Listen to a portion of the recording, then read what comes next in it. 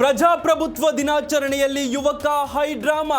ಶಾಲು ಹಿಡಿದು ಸಿದ್ದರಾಮಯ್ಯ ಬಳಿ ನುಗ್ಗಿದ ಯುವಕ. ವ್ಯಕ್ತಿ ಬರ್ತಿದ್ದಂತೆ ಗಾಬರಿಗೊಂಡ ಸಿಎಂ ಸಚಿವರು.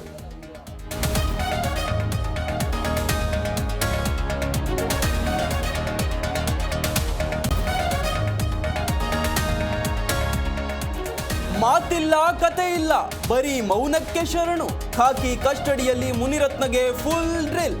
ದಾಖಲಾದ 2 ಎಫ್ಐಆರ್ ಸಂಬಂಧ ಪೊಲೀಸರ ವಿಚಾರಣೆ.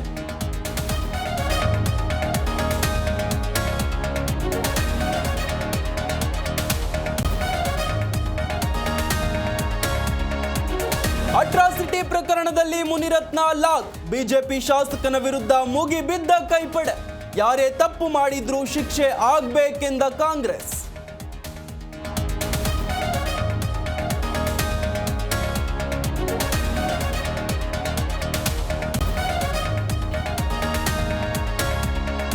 ಪರಪ್ಪನ ಅಗ್ರಹಾರದ ಮೇಲೆ ಮತ್ತೆ ಪೊಲೀಸರ ದಾಳಿ. ಮೊಬೈಲ್ ಡ್ರಗ್ಸ್ ಸೇರಿ ವಸ್ತುಗಳ ವಶ.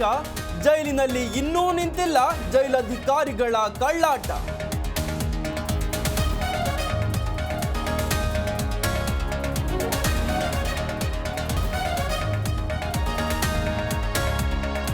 ಹುಬ್ಬಳ್ಳಿಯಲ್ಲಿ ರಾಡ್ ಬಿದ್ದು ಎಎಸ್ಐ ಸಾವು ಪ್ರಕರಣ.